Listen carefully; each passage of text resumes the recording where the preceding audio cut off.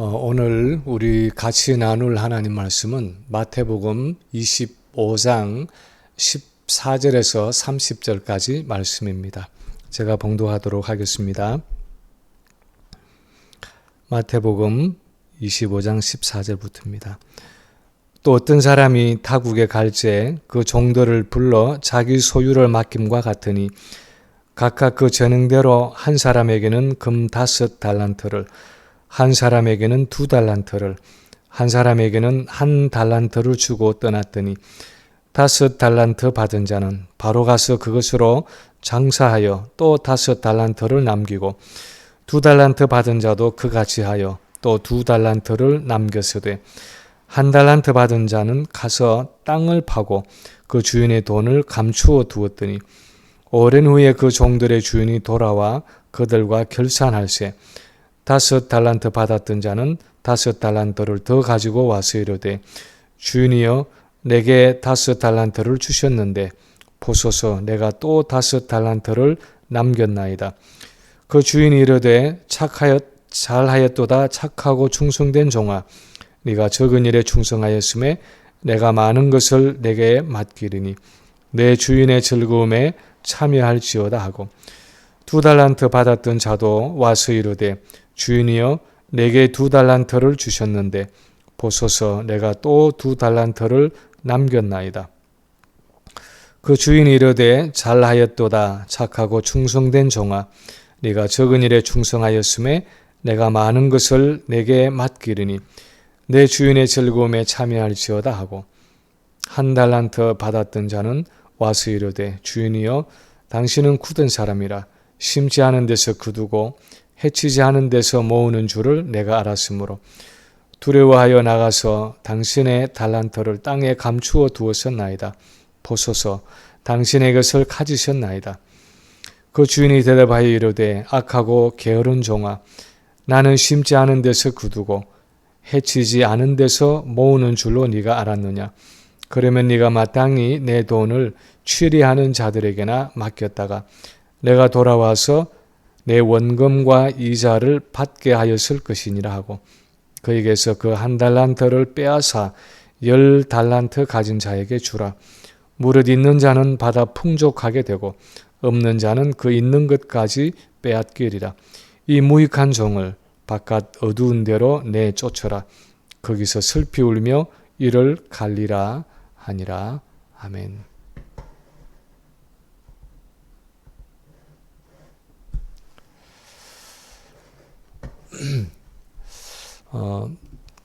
저는 이 주식이나 증권에 대해서 잘 모르지만은 얼마 전에 한국에서 루나와 테라라는 가상화폐에 투자했던 사람들이 그 가격이 급격하게 폭락하면서 마침내 자기 목숨을 끊었다는 뉴스를 보았습니다.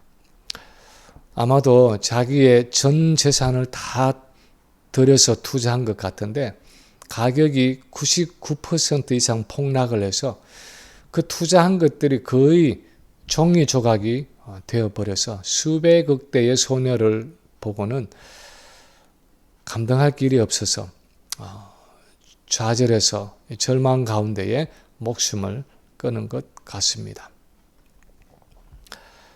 사람이 자기의 인생을 투자해서 그것도 자기가 가진 그 전 재산을 투자했을 때 정말 기가 막힌 성과를 올리면 얼마나 좋겠습니까? 소위 세상에서 말하는 이 대박을 치는 그런 결과를 얻으면 얼마나 좋겠습니까?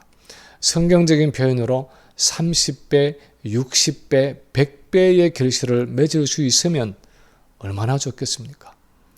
후회 없는 투자를 했고 인생의 마지막에 만족할 만한 만족한 결과를 얻었다고 고백할 수 있으면 얼마나 좋겠습니까?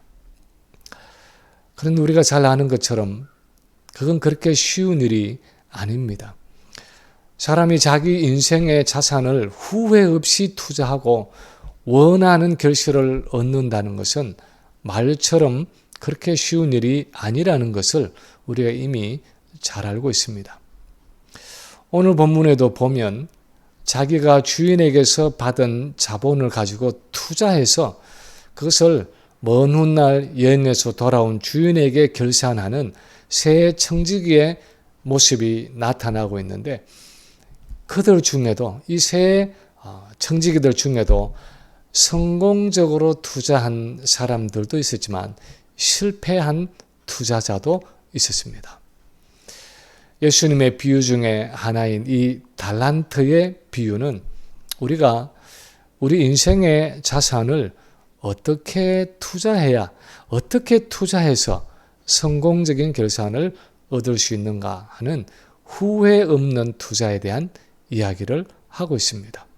그래서 이 본문에서 우리는 투자자로서의 우리 인생의 성격에 대해서 몇 가지 생각해 보아야 할 것들을 발견합니다.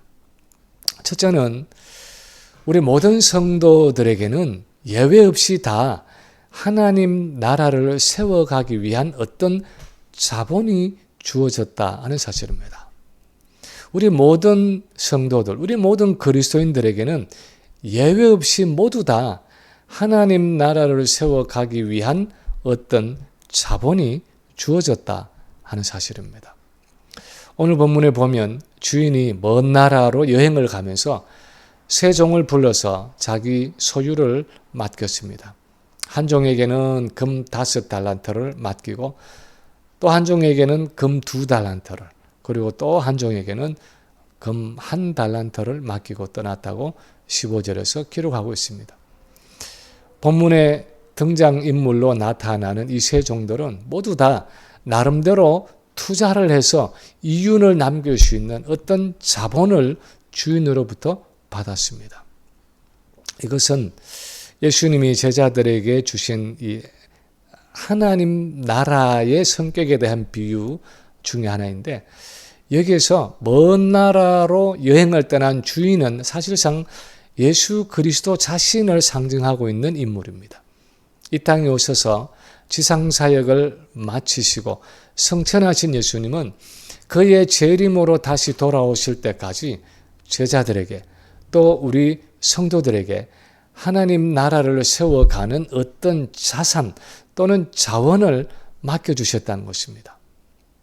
아마도 좀 더 좁은 의미로 말한다면 성령의 은사들이라고 구체적으로 말할 수도 있겠지만, 적어도 우리 모든 그리스도인들에게 하나님 나라를 세워갈 수 있는 어떤 자본을 맡겨주셨다는 것입니다. 지난 주일 설교에서 오순절 성령 강림 사건의 의미를 생각하면서, 그것은 구약의 요엘서에서 예언한 말세가 시작된 사건이면서 심판과 함께 하나님의 영혼 추수가 본격적으로 시작된 사건이라는 말씀을 나누었습니다. 예수님이 재림하실 때 드디어 막을 내릴 이런 전 세계적인 영혼 추수의 시기에 하나님은 우리에게 성령을 부어주셔서 예언과 꿈과 환상을 보는 선지자들처럼 우리를 사용하셔서 하나님의 추수밭에 일하게 하시는데, 그냥 빈손으로 그냥 맨주먹으로 추수하게 하시는 것이 아니라 그 추수를 할 수 있는 여러 도구와 자원들을 주신다는 것입니다. 성령의 은사들을 주셨다는 것입니다. 지난 주일도 우리가 잠시 그 말씀을 언급하고 나누었습니다마는, 바울이 고린도전서 7장에 기록하고 있는 그 권면의 말씀을 보면 우리는 정말 특이하다는 생각을 떨칠 수가 없습니다. 29절 30절에 보면, 형제들아 내가 이 말을 하노니 그 때가 단축하여 진고로 이후부터 안에 있는 자들은 없는 자같이 하며 우는 자들은 울지 않는 자같이 하며 기쁜 자들은 기쁘지 않은 자같이 하며 매매하는 자들은 없는 자같이 하며 세상 물건을 쓰는 자들은 다 쓰지 못하는 것 같이 하라. 이 세상의 외형은 지나감이니라. 왜 안에 있는 자들을 없는 자같이 살아가라고 말합니까? 왜 울고 웃는 인생의 희로애락을 마음껏 표현하고 표출하고 누리라 그렇게 말하지 않고 그런 희로애락이 별것 아닌 것처럼 살아가라 하고 말하고 있습니까? 왜 재물이나 세상 물건을 마음껏 풍족하게 다 써라 그렇게 말하지 않고 다 쓰지 못하는 자 같이 하라 하고 말씀하고 있습니까? 바울이 말하고자 하는 요지는 그 모든 것이 아내든 남편이든 가정이든 자녀든 윤택하고 풍족한 삶이든 이 세상 재물이든 명예든 그것이 무엇이든 간에 나 자신이 이 세상에서 마음껏 누리도록 주어진 것이 아니라 의식주를 위한 기본적인 생활을 위한 것 외에는 마지막 추수를 위한 하나님 나라의 자원과 자산으로 주어졌다는 것입니다. 우리 그리스도인은 그런 관점으로 내가 가지고 있는 인생의 모든 자산들을 바라볼 필요가 있다는 것입니다. 우리는 흔히 청지기적인 삶 또는 청지기 의식 하는 말을 사용합니다. 내게 주어진 인생의 모든 자산은 내가 내 마음대로 내 자신을 위해서 사용하도록 주어진 것이 아니라 하나님의 청지기로서 하나님 나라를 세워가기 위한 자본으로 내게 맡겨졌다는 의미입니다. 그것이 생명이든 건강이든 재능이든 물질이든 그 무엇이든 간에 내가 가진 모든 것은 주인 되시는 예수님이 나를 충성되이 여겨서 하나님 나라의 청지기로 부르셔서 맡겨주신 하나님 나라의 자원이고 자산이라는 것입니다. 두 번째 오늘 본문이 또한 가르치는 것은 이 하나님 나라의 자산은 우리 각자에게 다 다르게 주어졌다 하는 사실입니다. 모든 사람에게 이 하나님 나라의 자원이 주어졌는데 이 자본이 주어졌는데 각 사람에게 다 다르게 다양하게 맡겨졌다 하는 사실입니다. 주인의 종들을 불러서 자기 소유를 맡겼는데 본문 15절을 보면 각각 그 재능대로 한 사람에게는 금 5달란트, 또 다른 사람에게는 2달란트, 한 사람에게는 1달란트를 주고 떠났다고 했습니다. 우리 한글 성경에 각각 그 재능대로 하는 이 표현의 의미는 주인이 그 종들의 능력과 특성을 알고 각자에게 가장 적합한 자원들을 맡겼다는 의미입니다. 그 사람의 성격과 재능과 주인의 뜻에 따라서 각 사람에게 다 다르게 맡겨졌다는 것입니다. 저희 집은 그렇게 많은 공사를 하지도 않고 그렇게 해야 할 일도 별로 없지만 집에 거라지에 들어가서 연장을 한번 이렇게 찾아보면 그래도 종류대로 몇 가지씩은 다 갖추어져 있습니다. 망치도 있고 이 벤치라고 그러나요? 그 플라이어도 있고 톱도 있고요. 드릴도 있고요. 줄도 있고요. 이런저런 기본적인 연장들은 갖추고 있습니다. 어쩌다가 한 번 쓰는 연장이라도 1년에 한두 번 쓰는 도구라도 무슨 일을 하려면 그래도 꼭 있어야 하기 때문에 그런 것들을 종류대로 갖추어 놓고 있습니다. 한 가정집을 유지해 나가는데도 이렇게 다양한 연장들이 필요하다면 하나님 나라라는 한 거대한 영적인 나라, 영적인 제국을 세워간다고 생각을 하면 얼마나 많은 다양한 도구와 연장들이 필요하겠습니까?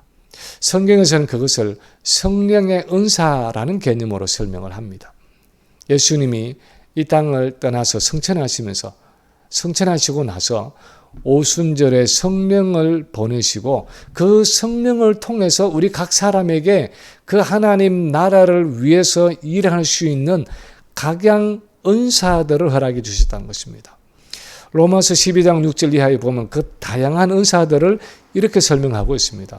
우리에게 주신 은혜대로 받은 은사가 각각 다르니 혹 예언이면 믿음의 분수대로.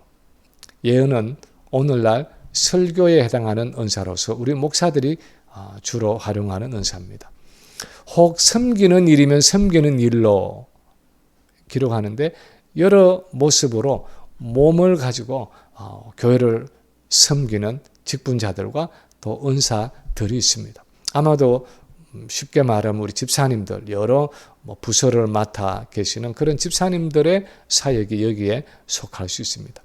가르치는 자면 가르치는 일로 했는데 교사나 또 구역 리더나 목장, 이 성경 공부를 인도하는 분들이 이런 가르침 은사를 활용한다고 말할 수 있습니다.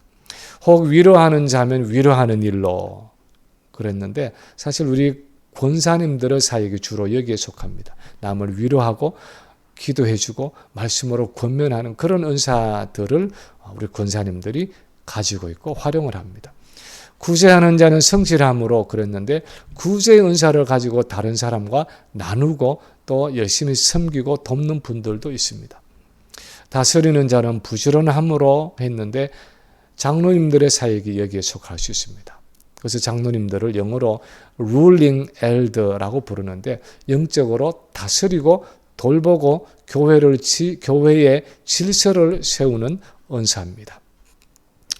긍휼을 베푸는 자는 즐거움으로 할 것이니라 했습니다. 구제사역과 비슷한 은사로 남을 긍휼히 여기고 섬기는 분들도 있습니다. 그런가 하면 고린도전서 12장 8절 이하에서는 이렇게 쓰고 있습니다. 어떤 사람에게는 성령으로 말미암아 지혜의 말씀을, 어떤 사람에게는 같은 성령을 따라 지식의 말씀을, 다른 사람에게는 같은 성령으로 믿음을, 어떤 사람에게는 한 성령으로 병 고치는 은사를, 어떤 사람에게는 능력 행함을, 어떤 사람에게는 예언함을, 어떤 사람에게는 영들 분별함을, 어떤 사람에게는 각종 방언 말함을, 어떤 사람에게는 방언들 통역함을 주시나니 이 모든 일은 같은 한 성령이 행하사 그의 뜻대로 각 사람에게 나누어 주시는 것이니라 하고 기록을 하고 있습니다. 그것이 좀 더 자연적인 것이든 좀 더 초자연적이고 신비로운 것이든 간에 성경이 가지고 있는 이 핵심은 주님은 이 세상을 떠나시면서 오순절에 성령을 주심으로 우리 각 성도들에게 여러 가지의 다양한 은사들을 주셨다는 것입니다. 여러 가지 다른 영적인 자산들과 자원들을 주셨다는 것입니다. 더 크게 보면 우리 인생의 모든 자산과 자원들은 하나님의 나라를 세워가고 성령이 주도하시는 그 영적인 추수를 이루어가는 과정에 사용되는 하나님 나라를 위한 그런 다양한 자원들이고 자산들이란 것입니다. 나라는 이 개인은 그 다양한 은사들 중에서 한 필요한 부분을 가지고 있는, 소유하고 있는 사람이라는 것입니다. 사실 우리 교회만 해도 여러 다른 종류의 영적인 은사들, 여러 종류의 영적인 자산과 자원들을 가지고 있는 분들로 구성되어 있습니다. 그림을 그리는 분들도 있고 음악을 하시는 분들도 있습니다. 문학을 해서 글을 쓰는 분들도 있습니다. 기자로서 취재를 하고 미디어를 사용할 수 있는 분도 있고 남을 가르칠 수 있는 분들도 있습니다. 미용에 대한 것으로 남을 섬길 수 있는 분들도 있고 비즈니스를 할 수 있는 분들도 있습니다. 음식을 잘하는 분도 있고 여러 가지의 다른 재능과 소질을 가지고 독특하게 하나님 나라를 세워갈 수 있는 자산과 자원들을 가지고 있습니다. 주님이 이 모든 것을 주신 것은 이 여러 독특한 자원들을 가지고 이 고유한 자원들을 가지고 하나님 나라를 세워가는데 필요한 각 부분을 섬기라는 것입니다. 성령이 주도해 가시는 이 마지막 때의 영혼 추수에 필요한 여러 가지 일들을 직접 간접적으로 감당하게 하신다는 것입니다. 세 번째 오늘 본문에 또 한 말씀하는 것은 그것을 위해서 하나님은 우리에게 후회 없는 최선의 투자를 원하신다는 것입니다. 후회 없이 하나님이 각자에게 주신 그 자원을 최선으로 투자하라는 것입니다. 오늘 본문에 보면 주인이 맡기고 떠난 그 재산에 대해서 종들의 두 가지 반응이 나타나고 있습니다. 첫 번째 반응은 5달란트 받은 종과 2달란트 받은 종의 반응입니다. 16, 17절에 보면 5달란트 받은 자는 바로 가서 그것으로 장사하여 또 5달란트를 남기고 2달란트 받은 자도 그같이 해서 또 2달란트를 남겼으되라고 했습니다.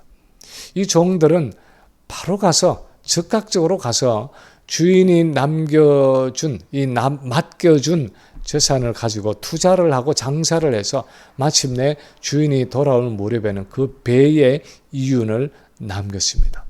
기회를 놓치지 않고 시간을 낭비하지 않고 바로 가서 투자해서 이윤을 남겼습니다. 그런데 또 한 반응은 1달란트 받은 종의 반응입니다. 18절에 보면 1달란트 받은 자는 가서 땅을 파고 그 주인의 돈을 감추어 두었다 그랬습니다. 가서 땅을 파고 그 주인의 돈을 거기다가 묻어 둔 것입니다. 그래서 주인이 돌아올 때까지 기다렸다가 그 묻어 두었던 돈을 그대로 다시 가지고 온 것입니다. 그렇게 한 이유에 대해서 주인이 돌아와서 결산할 때 이렇게 말합니다. 24, 25절에 보면 주인이여 당신은 굳은 사람이라 심지 않은 데서 거두고 해치지 않은 데서 모으는 줄을 내가 알았으므로 두려워하여 나가서 당신의 달란트를 땅에 감추어 두었었나이다. 보소서 당신의 것을 가지셨나이다. 다시 말하면 이 종은 주인을 굳은 사람, 즉 인색한 사람으로 생각했다는 것입니다. 심지 않은 데서 거두고 해치지 않은 데서 모으는 종들을 착취하는 악한 주인으로 생각했다는 것입니다. 그래서 혹시나 그 받은 재산을 가지고 투자해서 장사를 하다가 실패하면 내가 책임져야 할 것이 두려워서 지금까지 그 오랜 동안에 받은 달란트를 땅에다가 묻어놓고 썩혔다는 것입니다. 얼마든지 투자해서 이윤을 남길 수도 있었던 그 긴 시간 동안에 그 많은 기회와 가능성과 잠재력을 다 사장시켜 두고 있다가 주인이 돌아왔을 때 그 1달란트를 묻어두었던 그 1달란트를 그냥 그대로 들고 나왔다는 것입니다. 우리는 혹시 이 1달란트 받은 종은 주인에게서 너무 적게 받았기 때문에 투자하기가 어려워서 그렇게 하지 않았는가 하고 생각하는지 모릅니다. 그런데 달란트라는 것은 요즘에 온스나 파운드 하는 것처럼 그 당시에 사용하던 무게의 단위인데 금 1달란트는 건강한 장정의 1년 품삯에 상당하는 가치가 있었다고 합니다. 그러니까 요즘으로 말하면 아마 적어도 한 4만 불, 5만 불 이상이 되는 그런 정도의 재산을 이 종에게 맡기고 간 것입니다. 그 정도면 얼마든지 투자해서 장사를 할 수 있는 금액이었습니다. 그렇다면 이 1달란트 받은 종의 문제가 무엇이었습니까? 주인의 성품을 잘 알지 못했다는 것입니다. 주인의 그 깊은 마음을 잘 읽지 못했다는 것입니다. 주인을 잘 못 인식했다는 것입니다. 그 종을 신뢰해서 자식도 아니고 친척도 아닌 그 종을 신뢰해서 자기 재산 중에서 4, 5만 불이나 되는 그에게 재산을 맡기고 투자할 기회와 특권을 준 그 주인의 풍성한 사랑과 그들에 대한 기대와 그 신뢰를 제대로 인식하지 못한 것입니다. 뭘 얼마나 많이 남기느냐 하는 것보다도 그 주어진 시간과 자본을 주인을 향한 그 사랑과 헌신과 그 재능을 주인이 주신 것들을 가지고 활용할 수 있는, 나타낼 수 있는 그 기회와 특권으로 마음껏 활용하기를 원하는 그 주인의 깊은 마음을 잘 알지 못했다는 것입니다. 1달란트 받은 종이 자기는 그냥 땅에 묻어두었던 그 1달란트를 아무것도 하지 않고 가지고 주인에게 가지고 왔을 때 종이 그 주인이 종들에게 이 종에게 한 말을 보면 게으른 종아, 그러면 네가 마땅히 내 돈을 취리하는 자들에게나 맡겼다가 내가 돌아와서 내 원금과 이자를 받게 하였을 것이니라 하고 말한 이 주인의 말을 통해 예수님이 제자들에게 또한 우리에게 하고자 하는 말씀은 너희가 지금 맡은 그 하나님 나라의 자원을 그냥 땅에 묻어두지 말라는 것입니다. 그것이 많은 것이든 그것이 적은 것이든 그것이 어떤 종류의 자원이든 간에 내가 너희에게 그 인생의 자원을 맡겼을 때는 너희를 사랑하고 너희를 신뢰해서 나를 위해서 일할 수 있는 그 기회와 특권을 준 것이기 때문에 염려하지 말고 두려워하지 말고 그 인생의 자원을 그 자산을 마음껏 하나님 나라를 위해서 사용하고 투자하라는 것입니다. 그것이 아무리 작은 것이라도 그것이 남과 비교해 볼 때 아무리 보잘것없어 보이는 것이라 할지라도 땅에 묻어두고 그 가능성과 잠재력을 사장시키지 말라는 것입니다. 한 번 주어지는 그 인생의 기회를 하나님 나라를 위해서 최선으로 활용하라는 것입니다. 후회 없는 투자를 하라는 것입니다. 우리는 우리 자신을 바라보면서 때로는 소극적이고 부정적으로 생각할 때가 있습니다. 아니, 하나님 나라를 위해서 내가 과연 뭘 할 수 있단 말이야? 하고 주저앉아서 이 한 달란트 받은 종과 같이 내 은사와 자원을 땅에 묻어두고 그냥 썩히려고 할 때가 있습니다. 이 나이에 내가 뭘 해? 이 늙은 나이에 이 건강을 가지고 내가 뭘 하겠어? 이 재능을 갖고 내가 뭘 할 수 있는 게 있다고? 이 경제력을 가지고 내가 뭘 할 수 있단 말인가? 하면서 때로는 내 한 몸 추스려 신앙생활하는 것도 힘들어서 근근히 꾸려나가고 있는데 내가 하나님 나라를 위해서 뭘 할 수 있단 말인가? 하면서 하나님이 내게 주신 그 자본, 내 인생의 자산을 그냥 땅에 묻어놓고 조용히 지나가고 싶었는지 모릅니다. 그런데 이 비유를 통해서 주님이 우리에게 주시는 도전은 그렇게 하지 말라는 것입니다. 두려워하지 말라는 것입니다. 하나님은 그렇게 인색한 분이 아니라는 것입니다. 설사 하나님 나라를 위해서 투자했다가 주어진 인생의 자본을 다 날려버린다 해도 하나님은 그것 때문에 우리를 책망하시지 않는다는 것입니다. 하나님은 그것보다도 사실은 아무것도 하지 않은 것을 우리에게 책망하신다는 것입니다. 중요한 것은 내게 주어진 이 한 달란트 같은 인생의 자산을 가지고도 어떤 모습으로든 하나님 나라를 위해서 담대하게, 과감하게, 후회 없이 투자해 보라는 것입니다. 결과는 하나님께 맡기고 그 과정 가운데 함께 하시는 하나님의 역사와 능력을 경험해 보라는 것입니다. 저는 우리 교회가 세워가야 할 하나님의 나라를 생각해 봅니다. 오순절 성령이 오셔서 시작된 이 마지막 영혼 추수의 작업에 우리가 어떻게 동참할 수 있고 어떻게 쓰임받을 수 있는지를 생각해 봅니다.